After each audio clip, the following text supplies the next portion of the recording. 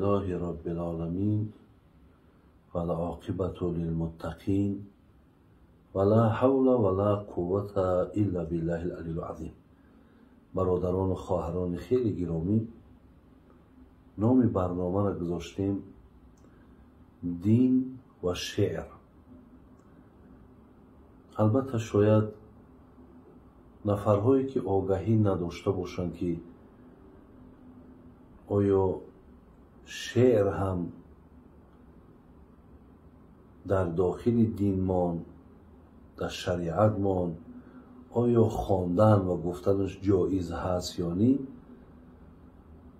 اگر کسانی که در این مقابلیت نشان میتین، شاید خواهرها و برادرای عزیز از معلومات دینی آگاهی ندارند، زیرا در زمان پیامبر صلی الله علیه و سلم 4 تا شاعری مشهور، یعنی صحابی های پیامبر بودن که اینها به نام حسان ابن ثابت، عبدالله ابن رواحه، سعد ابن مالک و لبید ابن ربیعه، اینا صحابه هایی بودند که در زمان پیامبر شعر ایجاد میکردند و پیامبر گرامی اینها را رخصت میداد، اینها در بین مردم شعر میخواندند و حتی بعد سر پیامبر هم اینها شعرخوانی و شعر ایجاد کنی هاشون بود. و این خاطر است که با روایت ابی ابن کعب که ابن ماجه حدیث اسنادش صحیح میگه پیامبر گفت که این من الشعر لحکمه، البته شعر هم این با خود حکمت خودش دارد. ابو هریره میارد که روایت امام مسلم قطعی هست، میگه پیامبر گفتن که اصدق کلمت قالها الشاعر کلمت لبید الا کل شیء ما خلا الله باطل. بین برادرای عزیز، حتی پیامبرمون از جناب لبید که من برای شما حاضر خواندم که شاعری دوره پیامبر بود، لبید ابن ربیعه، گفت که سخن حق به جانب لبید ابن ربیعه هست که در مصرعهاش چی گفت؟ این مصرع شعری همون لبید خواند، گفت الا کل شیء ما خلا الله باطل، هر چیزی که اگر از نام الله خالی باشد او باطل است. و این خاطر برادران و خواهران عزیز، البته شعر هم گویم در اسلام ما، در شریعت ما خواندن و ایجاد کردنش درست است. امام شافعی را وقتی پرسیدن آیا حکم شعر در اسلام چی است، بسیار یک جوابی خوبی دادن، گفتن حسنه حسن قبیحه قبیح، آن شعری را که با خوب است، معنای خوب دارد، معنای تربیوی دارد، خوب است. گفتن آن شعری که از مقصد فحش و فجر و فاحشگی و دیگر مقصد سخنهایی که بسیار زیاده روی می شود، گفتن این قبیح است. گفتن و این خاطر من قبلا برای آنی که برای شما شعری را در اینجا خوانم، من دلیل‌ها و حجت‌های آوردم که از نگاه دینمان آن شعرهایی که جنبه‌های تربیوی دارند خواندنشان یگان گناهی ندارد. ابتدا میکنیم از شعری جناب شیخ سعدی که در اطراف آداب برای ما و شما گفتن ادب بهتر از گنج قارون بود که فزونتر از ملک فریدون بود. بزرگان نکردند پروای مال که اموال را هست روز زوال.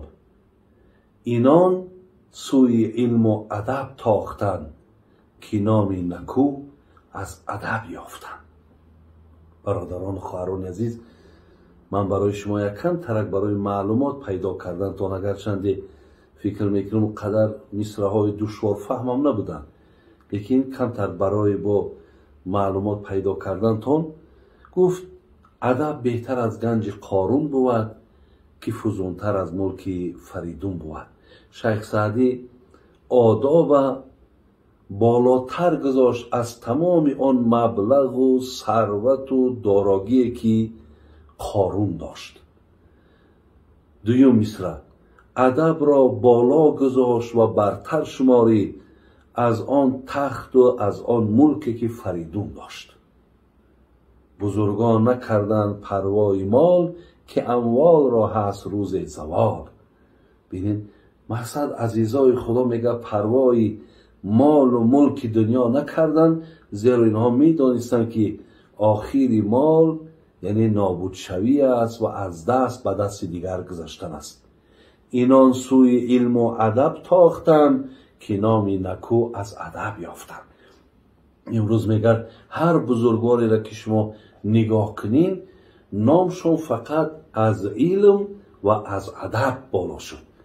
یعنی تا امروز کسی را از حساب ملک و تخت و مثال بگیم شرایط و امکانیتش هیچ وقت وصف نمیکنن، بلکه کسانی که علم داشتن، کسانی آداب داشتن، با علم و آدابشون مثلا تأثیرشون در جامعه و تأثیرشون در مردم که گذاشتن نامی نیکشان باقی ماند.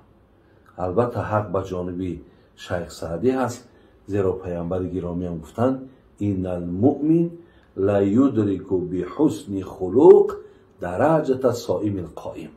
کسی که روز روزه میگیره شب تا به روز نماز میخونه، ببینین میگه در ثواب برابر است با آن نفری که روز روزدار نیست، شب نماز تا روز نداره لیکن آداب داره.